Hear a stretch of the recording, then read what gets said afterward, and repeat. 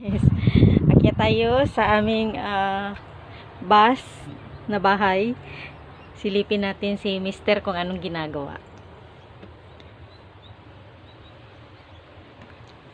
Yan, kasi naglilinis kami. Nilinis na namin yung floor, yung mga upuan, na-vacuum ko na. Tapos, dinalhan ko siya ng coffee.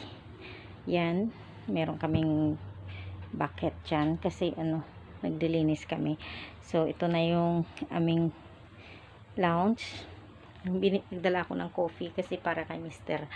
Tapos yung aming kitchen, yan, hindi pa namin natanggal to kasi kagahapon nag-travel ito kailangan may protection.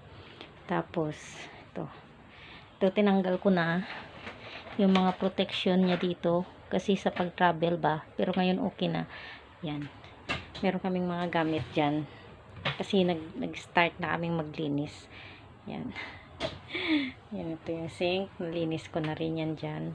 Tapos ito yung fridge, natanggal ko na rin yung protection na nakalagay dyan kasi para para pag na-travel hindi siya mauga. Tapos ito pala, may curtain pala yan dyan para gusto mo siyang silipin natin si Mister kung anong ginagawa. Nalinis ko na rin.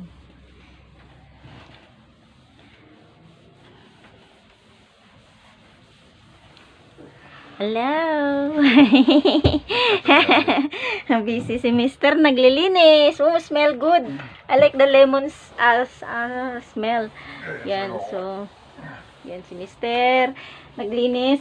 Iisa siya na ngayon maglilinis nito kasi pero abot ko naman. Ayan, madali lang naman abutin. Tulungan ko siya. So yung mga blinds, ayan. Tapos yung bed namin, magulo pa kasi naglilinis pa lang kami. Yan, guys. Yung lahat ng cabinet, nalinis ko na yan. Malinis na yan, lahat dyan. Pati dito sa isa kabilang side. Tapos ito, yung sa toilet nalinis ko na rin yan. Shower room nalinis na din. Yan. Yun. Tapos ito na. Yun. Malinis na siya. Tapos ito na lang. Yun. Meron dyan mga mga pull out na dito ko ilalagay yung mga spice siguro. Mga pantry. Pantry pala yan. Pantry. Yan. So okay na. Yan guys. So, yan. Kapi-kapi. Oh, ito pala pag open siya yung window, makikita mo yung caravan. Mga caravan yan guys. Ayan Ayan yung sa amin yung gold at saka yung red yan. Ang caravan namin ayun. Tapos dun sa kabila kay na Colin. Tapos meron din dito. Ayan So, ito yung view. Pag nakaupo ka dito, pag naupo ka dyan, ganyan, ko ha. Yan ganda ng view mo pag nakaupo ka diyan 'Di ba? Sa lounge na yan. Diyan ka. Nakaupo ka diyan. Charan!